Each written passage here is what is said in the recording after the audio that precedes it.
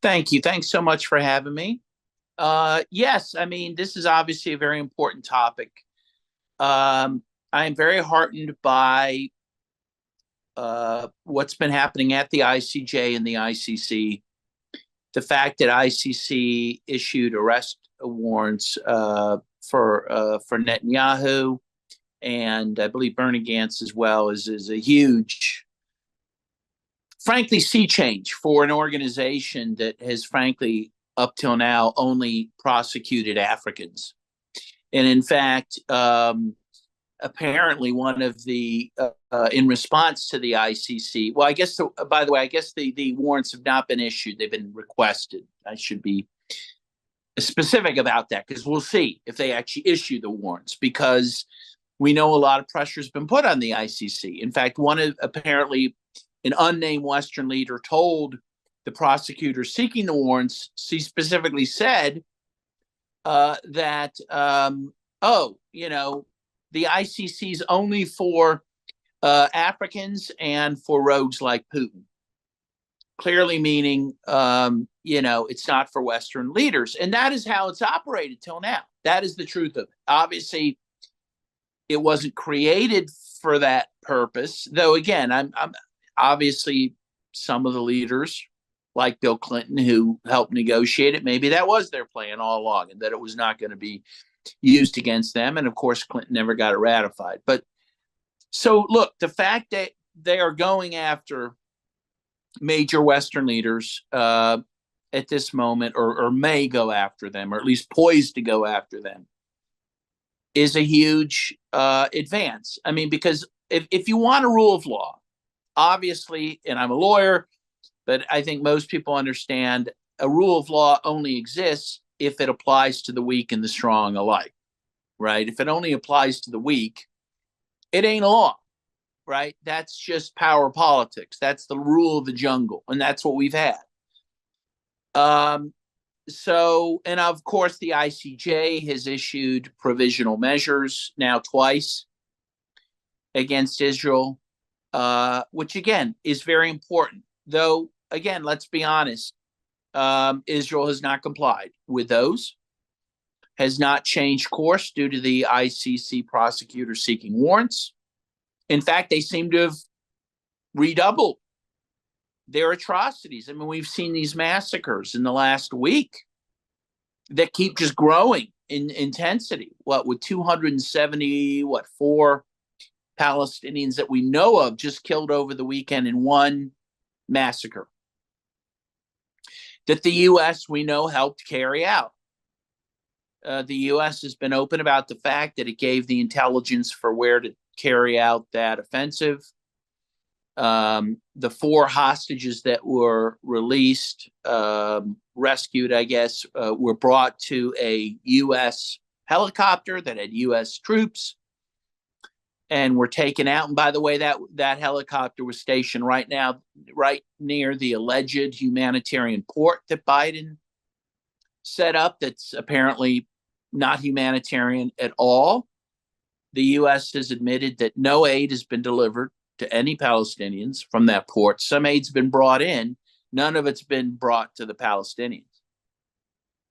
And I suspect very little ever will be. But I think you will see troop movement through the port. I think you'll see arms through the port. And maybe Palestinians being brought out through that port as part of the ethnic cleansing. So the need for the international community to respond to all this is critical. And it's critical not just to go after Israeli leaders, but they have to go after U.S. leaders who are aiding and abetting this genocide, this genocide could not be carried out without the United States. The U.S. is providing something like 70% of Israelis' munitions, including these massive 2,000-pound bombs. Even U.S. military experts have said that they wouldn't use 500-pound bombs in an urban theater like Gaza. We meaning the United States, is supplying Israel 2,000-pound bombs that they're using in this urban setting, which can only do disproportionate damage to civilians, and is. And so what we're seeing is this massive casualty rate, which I'm sure is undercounted. We think, I think the official figure is something like 36, 37,000 dead Palestinians, including 15,000 children.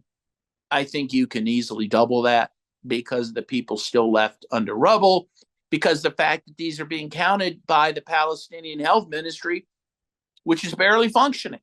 Right? I mean, these numbers are counted through hospitals. Well, Israel's destroyed every hospital. So there's no way they're getting all the numbers. I think you're going to see numbers in the hundreds of thousands. I'm very sorry to say. It's already been mentioned, the other atrocities. There's been a new report that was just released, or a couple. One through the New York Times, the other one, I think, through the Washington Post, if I'm not mistaken, that recounts reports by whistleblowers, by prison officials, by Palestinian prisoners that have been released that have talked about horrible crimes against Palestinians in Israeli jails. Again, a lot of that have been recounted. I don't need to repeat that. But they include rape. They include people being killed by sodomy with these heated up metal poles. Just despicable acts that we know are happening and that are being underreported, of course. So the international community has to act. I would hope it through the ICC, through the ICJ, and through the Security Council of the United Nations. But so far, there's been no real action, frankly, that's been enforced against the Israelis. And that's where the trouble is. There's no enforcement.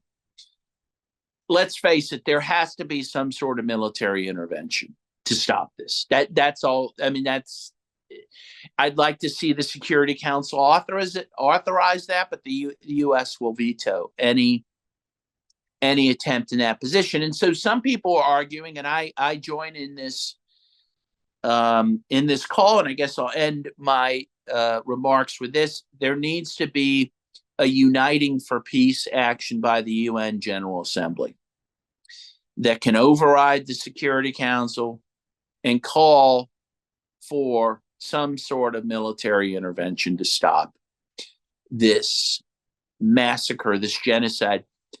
If ever there was a need for humanitarian intervention, and that term has been so misused, mostly by the West, to carry out regime change and all sorts of other terrible wars. But if that term means anything, it should be applied here to halt the genocide.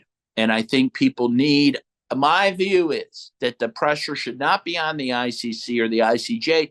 It should be put on the General Assembly, on members of the General Assembly, to have a uniting for peace resolution, which can override the Security Council and do what the Security Council should do, and that is call for a military body to be organized to halt this and maybe even set up a no-fly zone over over Gaza. So that is my modest proposal for you. Thank you very much.